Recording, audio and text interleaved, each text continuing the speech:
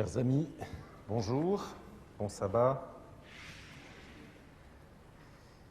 Voilà un texte ce matin qui nous invite à ne pas nous inquiéter et vous pourriez peut-être me demander quel rapport avec l'évangélisation, avec la mission. Vous verrez dans un instant qu'il est important. Je commencerai par la fin de ce texte, le dernier verset, « Petit troupeau ». Il me semble qu'il y a là la clé d'interprétation, une juste interprétation. Il est vrai que nous sommes petits parce qu'impatients, ou pour bien d'autres raisons. Et Dieu veut que nous puissions prendre conscience de cette petitesse, de notre fragilité, de nos limites, non pas pour que nous puissions culpabiliser, regarder finalement la chose de notre seul point de vue, mais à travers ce constat objectif, honnête, trouver la possibilité d'un dépassement. Trouver la possibilité d'implanter un regard dirigé sur Dieu. Car en effet, comment pouvons-nous ne pas nous inquiéter de tous les soucis qui, chaque jour, nous occupent si nous ne sommes pas au préalable pleinement orientés vers Dieu? Comment vivre cette vie qui, chaque jour, nous assiège, tant elle se positionne tel un adversaire impitoyable contre chacun d'entre nous? Comment ne pas être la victime d'une telle contrainte si nous ne sommes pas pleinement orientés vers ce Dieu en qui nous croyons, que nous sommes ce matin venus adorer?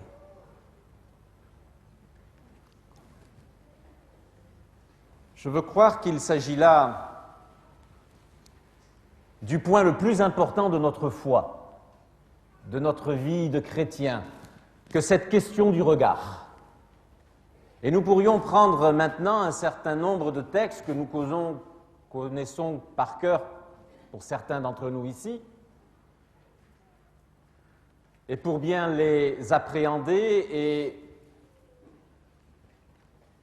en extraire l'intérêt pratique pour notre vie aujourd'hui, il faudrait pour cela, encore une fois, considérer la question du regard qu'il sous-tend de chacun. Un exemple. Le fameux texte de Deutéronome 30, les versets 15 et suivants, vous connaissez cette bénédiction, c'est Dieu qui parle et qui dit « Homme, voici, je mets devant toi la vie et la mort, la bénédiction et la malédiction, choisis la vie pour que tu vives. » Comment, chers amis, choisir la vie, c'est-à-dire choisir Dieu, si nous n'orientons pas notre regard sur ce Dieu?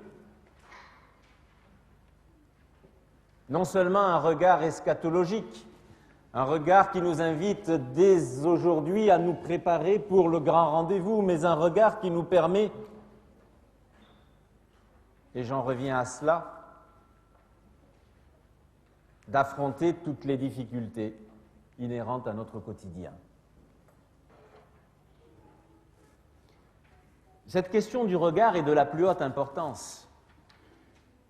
Si nous lisions ce matin d'autres textes, notamment contenus chez Ézéchiel et Ésaïe, ces textes rares, heureusement d'ailleurs, contenus dans la parole, qui nous parlent de l'adversaire de Dieu, le Satan, encore une fois, nous constaterions que c'est la question du regard qui fait que Lucifer, le porte-lumière, est devenu le Satan, l'adversaire de Dieu, le diabolos, celui qui divise.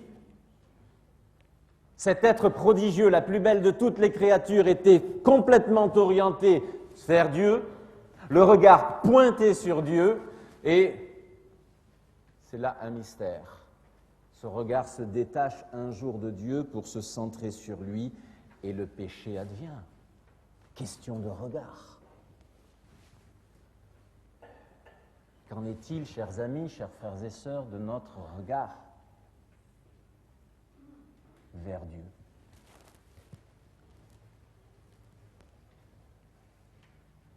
Nous voulons évangéliser. N'ayons pas peur du mot. Il ne s'agit pas de prosélytisme déplacé. C'est d'ailleurs, vous le remarquerez dans d'autres confessions, un mot qui revient à la mode et devant lequel on n'entretient aucun tabou. Je repose cette question. Comment évangéliser ? Parler de Dieu, être ambassadeur de Dieu, donner non seulement par ses mots son discours, mais surtout son comportement, la meilleure image de Dieu, si nous ne sommes pas constamment orientés, fixants, dévisageant ce Dieu.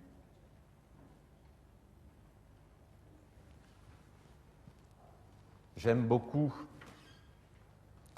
ce texte de la parole de Dieu emprunté à la plume de l'apôtre Paul dans l'épître de ce même homme aux Philippiens,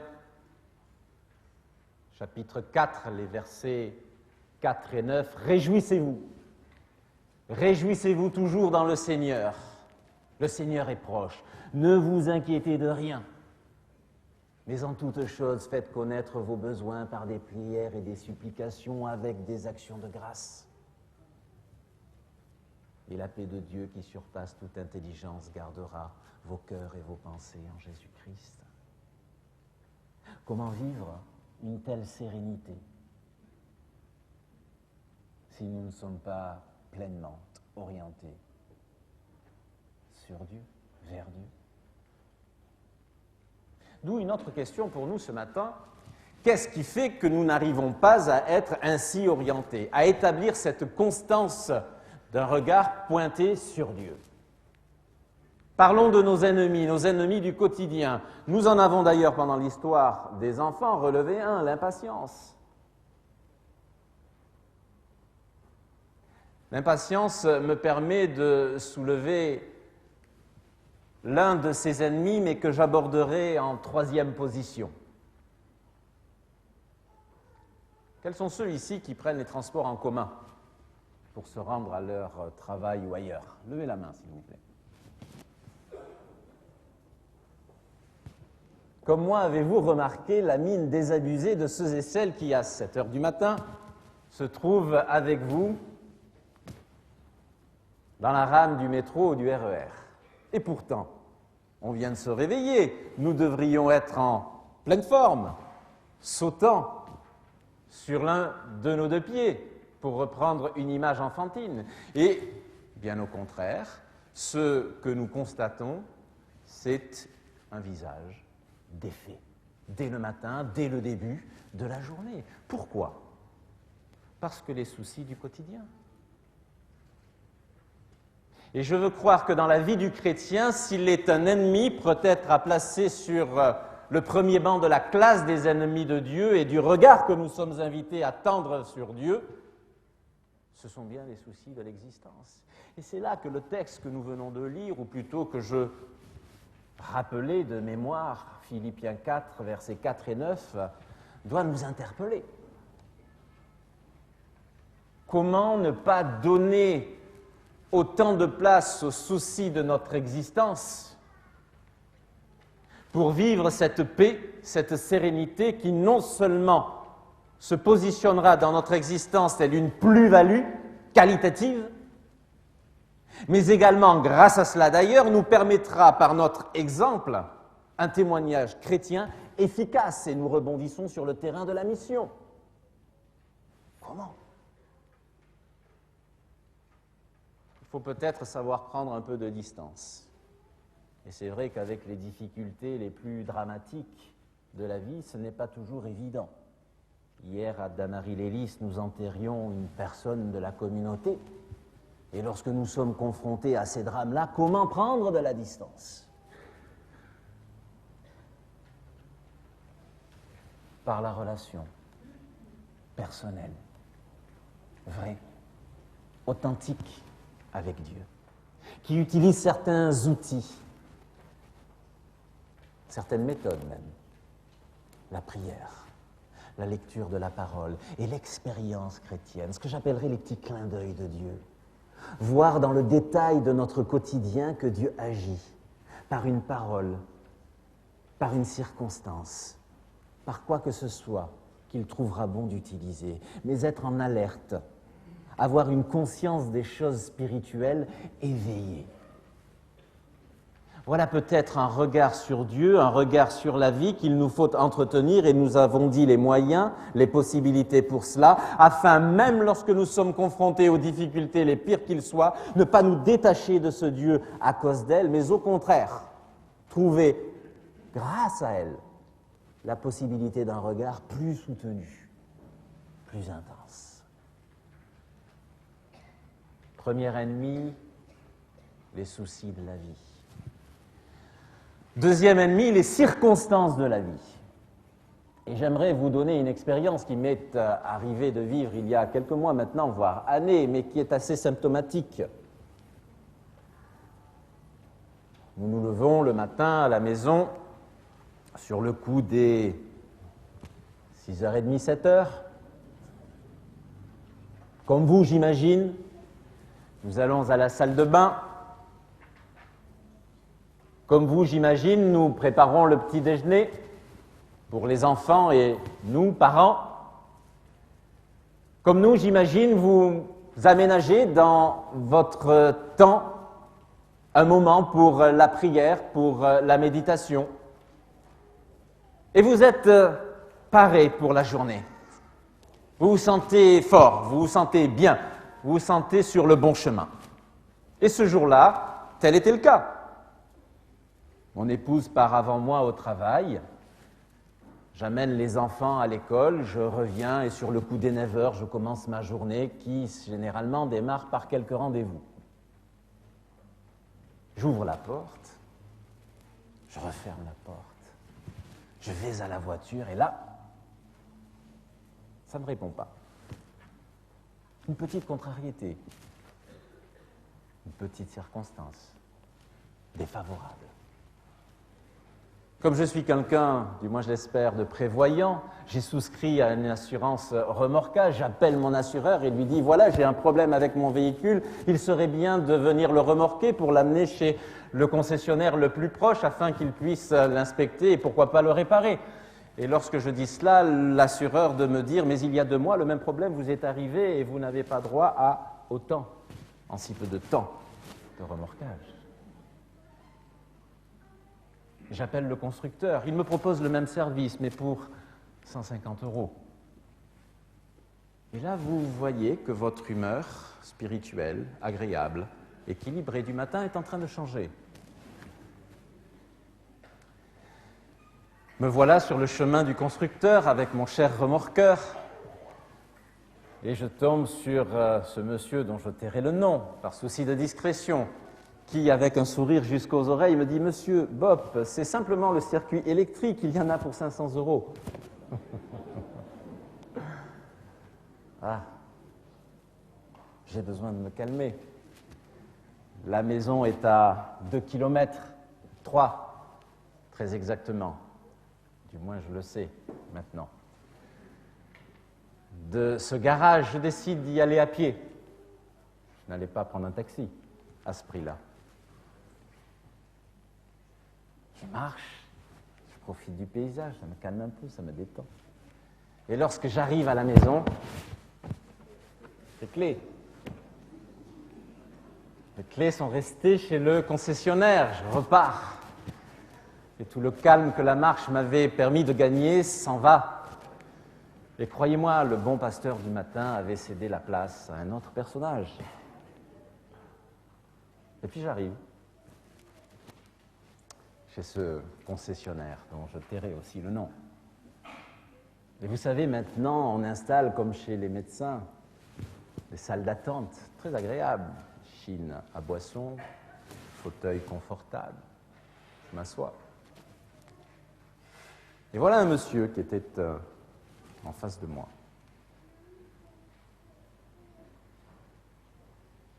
Et il me demande ce que je fais dans la vie. Je lui dis, pasteur, nous parlons de quoi? Nous parlons de Dieu. Car lorsque vous dites aujourd'hui à qui que ce soit que vous êtes dans la fonction ecclésiastique, on se sent obligé de parler de Dieu, et c'est un avantage en termes de mission. Mais pour moi, ce qui est important, c'est le déclic qui se produisit à ce moment-là. Et si les amis, toutes ces circonstances, avaient été non seulement autorisées par Dieu, mais voulues par Dieu pour que je puisse parler à cet homme-là, car je lui ai dit qu'il y avait à Damary-les-Lys une église adventiste. Il ne connaissait pas, je lui ai dû lui expliquer ce qu'était l'église adventiste. Et il me dit qu'il était assez surpris, voire intéressé, et qu'un jour il nous ferait l'honneur de sa présence.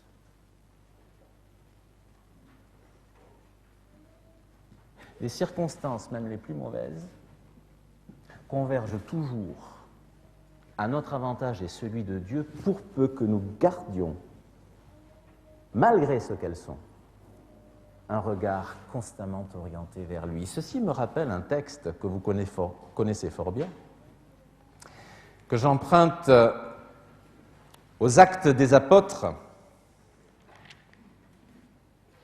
au chapitre 16 très exactement, et nous lirons à partir du verset 25.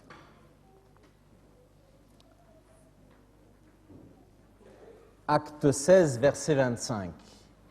Vers le milieu de la nuit, Paul et Silas priaient et chantaient les louanges de Dieu. Les prisonniers les entendaient. Tout à coup, il se produisit un grand tremblement de terre. Les fondations de la maison furent ébranlées. À l'instant même, toutes les portes s'ouvrirent et tous les liens se détachèrent. Le geôlier se réveilla et lorsqu'il vit les portes de la prison ouvertes, il tira son épée. Il allait se supprimer, pensant que les prisonniers s'étaient enfuis. Mais Paul s'écria « Ne te fais pas de mal, nous sommes tous ici !» Alors le geôlier demanda de la lumière, entra précipitamment et tomba tout tremblant devant Paul et Silas. Il les mena dehors et dit « Seigneur, que faut-il que je fasse pour être sauvé ?» Ils répondirent « Crois au Seigneur Jésus et tu seras sauvé, toi et toute ta maison. » S'il est une journée au cours de laquelle les circonstances ont été défavorables, c'est bien celle-là.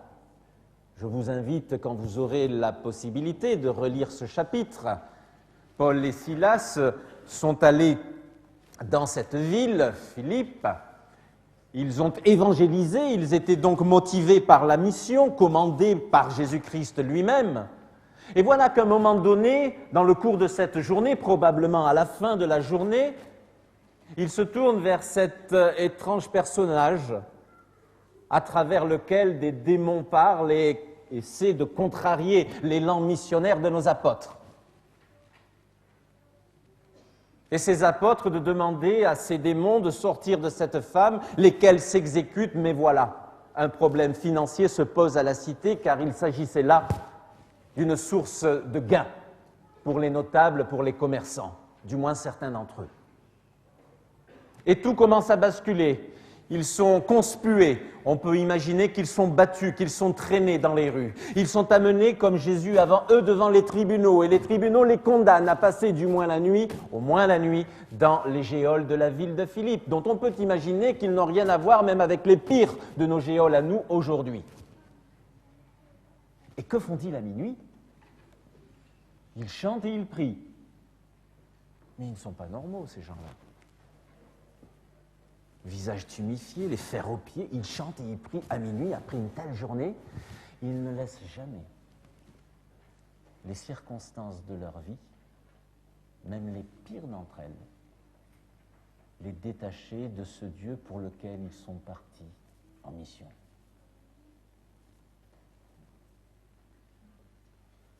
Si nous voulons accomplir la mission qui est la nôtre, non seulement il nous faudra mettre de côté les soucis de la vie, mais peut-être avant eux, les circonstances de la vie et les circonstances défavorables. Du moins, les regarder toujours sous l'influence de celui qui sait jouer avec elles et les faire concorder à son œuvre, à sa gloire.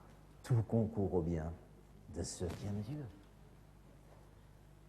Enfin, il est un autre ennemi qui rejoint parfaitement l'histoire que nos amis contaient pour nos enfants, et d'ailleurs nous-mêmes, l'impatience. Quels sont ceux dans cette assemblée qui ont le temps? Plus exactement, y a-t-il des retraités ici? Et encore une fois, levez la main. Et bien évidemment, vous avez tout le temps dont vous avez besoin. Hein? J'ai jamais vu des personnes aussi occupées que les retraités. Gilles, depuis que tu n'es plus à la fédération, pasteur dans nos églises, as-tu du temps? Pas beaucoup. Alors c'est normal, parce que les retraités ont la sagesse de la vie. Et les plus jeunes que nous sommes avons compris que la sagesse se trouve là et pas ailleurs, et donc nous les quémandons. Et les utilisons des fois, avouons-le, plus qu'il ne faudrait. Ceci dit, l'anecdote est utile pour relever combien nous sommes pris par le temps, combien nous n'avons pas de temps. Le temps impose sur nous un joug contraignant, c'est le moins que l'on puisse dire. Et nous en rions peut-être ce matin, mais certains vont même jusqu'au suicide tant le temps ne leur appartient plus, tant il exerce sur eux une férule diabolique, privatrice de toute qualité de vie, amenant ceux et celles qui sont ainsi victimes du temps à considérer la vie comme nulle et non avenue et à désirer la quitter. Et c'est là que les évangiles peuvent nous aider, notamment un texte que j'emprunterai à Marc, au chapitre 1. Et vous verrez qu'encore une fois, pour lutter contre l'ennemi, le troisième ennemi de nos vies, celui du temps, il nous faut aussi donner dans notre existence priorité à la mission.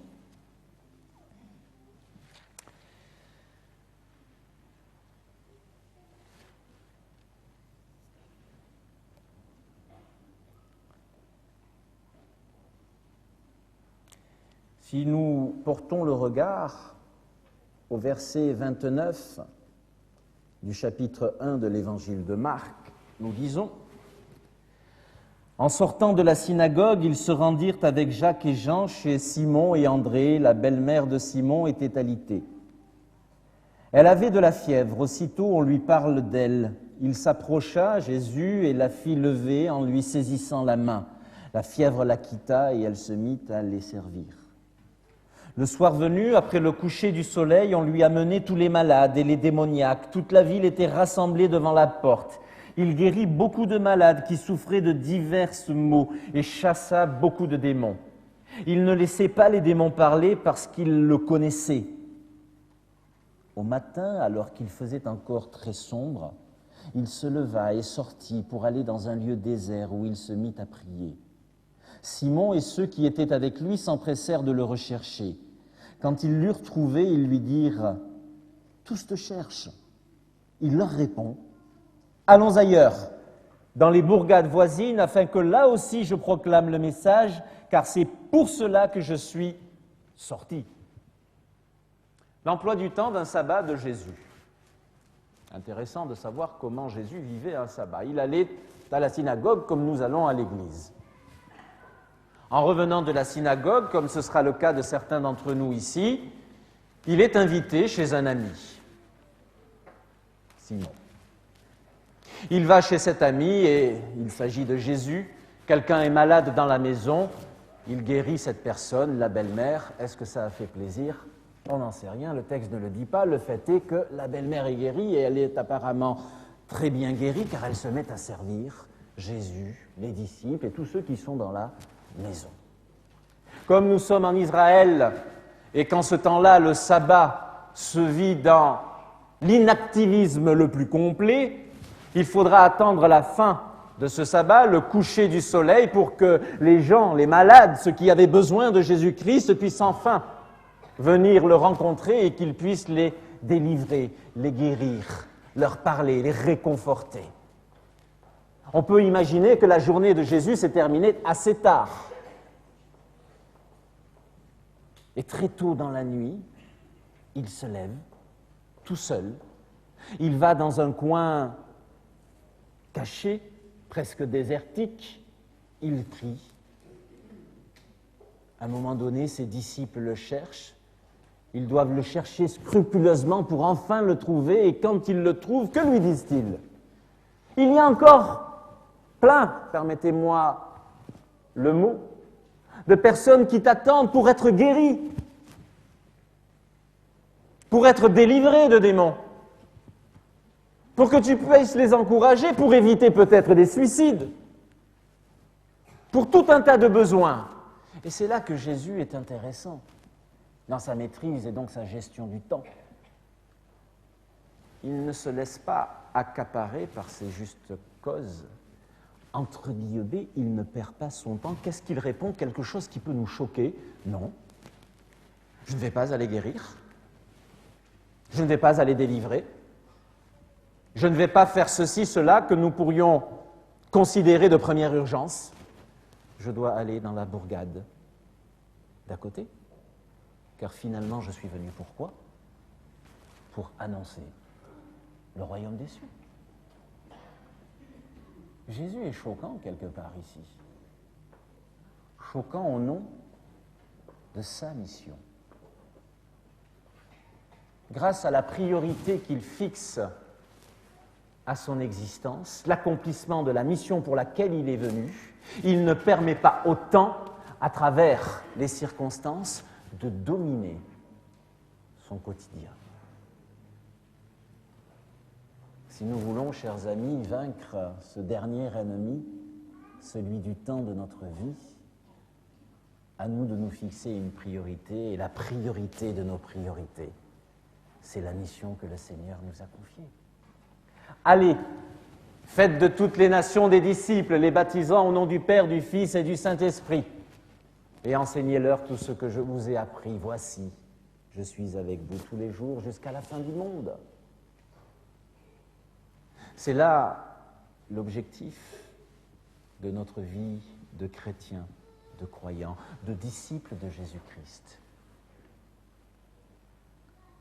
Aurons-nous la sagesse de mettre de côté les soucis de la vie, de bien considérer les circonstances de notre vie et de ne pas se laisser au temps, le temps de nous dominer, mais plutôt l'inverse, pour, comme nous l'avons vu, Jésus le faisait, donner à la mission la priorité. Choisis la vie pour que tu vives. Voici, je mets devant toi la bénédiction et la malédiction. Il nous revient de choisir cette priorité, celle de la mission, celle de la vie. Et alors, vainqueurs nous serons sur tout ce que nous avons dit ce matin. Je vous parle ainsi car nous allons maintenant vous proposer le visionnage d'un film, d'un petit clip vidéo qui aura le mérite de vous présenter John Bradshaw, un conférencier américain. Vous seriez tenté de me dire un de plus, on a l'habitude. Pourquoi? Pourquoi un conférencier pour une nouvelle campagne d'évangélisation? Pour nous donner, chers amis, la possibilité de faire de la mission cette priorité dans notre vie et donner, lorsque cette priorité aura été établie dans notre existence, la possibilité d'être vainqueur sur les soucis, les circonstances et le temps. La mission nous sert d'abord à nous, pour nous permettre, ou en nous permettant, de vivre un christianisme authentique. Car lorsque nous avons, grâce à elle, conscience de notre petitesse, de notre faiblesse, de notre impossibilité à résoudre par nous-mêmes ce challenge, nous nous tournons vers Dieu, nous regardons à Dieu, nous soupirons à Dieu, nous crions à Dieu, qui dès lors sait nous débarrasser de tous les ennemis du quotidien, pour nous fixer sur l'essentiel, la mission qu'il nous confie. À travers ce tour Roger, c'est cette possibilité que non seulement la Fédération France-Nord veut offrir, mais à travers elle, je le crois, Dieu lui-même. Ce projet n'a que pour autre mérite de nous aider à rester tendus, orientés vers Dieu, à mobiliser nos énergies spirituelles, pour nous d'abord, pour notre édification, pour le développement, la croissance de notre foi, mais aussi pour ceux et celles qui sont déjà, je veux le croire, dans notre entourage, prêt à accueillir ce message, cette parole qui ira un petit peu plus en profondeur, considérant ce que nous leur avons déjà peut-être dit, et qui pourra ainsi être accueilli au fond de leur esprit et permettre enfin une ouverture sur Dieu. Car cette campagne d'évangélisation, nous voulons l'ouvrir pour tout ce public postmoderne et sécularisé que nous avons beaucoup à Paris, qui, je l'espère encore une fois, fait partie du nombre de nos amis, de nos relations, et que nous voulons, grâce à ce programme, inviter, sensibiliser, évangéliser. Ce sera pour nous le moyen d'accomplir la mission utile, nous l'avons vu, pour nous d'abord, que le Christ nous a confiée. Amen.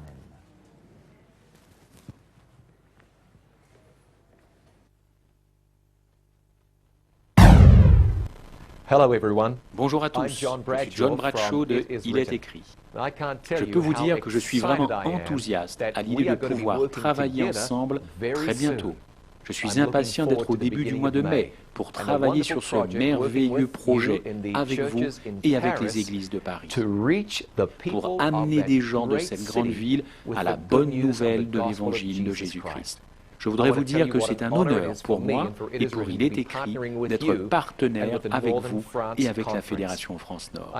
Je suis très reconnaissant parce que je sais que Dieu a un grand travail et je vous remercie, vous, pour le travail que vous faites maintenant et celui que nous ferons pour amener des gens à la bonne nouvelle du salut en Jésus-Christ.